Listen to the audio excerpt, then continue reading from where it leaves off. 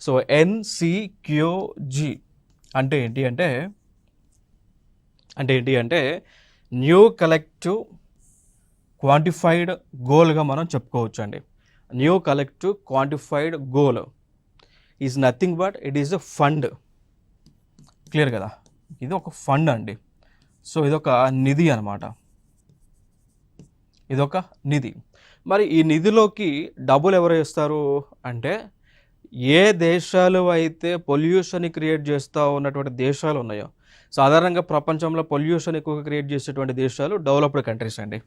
ఓకేనా. So developed countries ఏం చేస్తాయి, ఫండ్ని డబ్బులను ఈ ఫండ్ బాక్స్లోకి వేస్తాయి. ఇది ఒక డబ్బా పెట్టి అనుకోండి, దీనిలోకి వేస్తాయి అన్నట్టు, డబ్బులని దీంట్లోకి వేస్తాయి.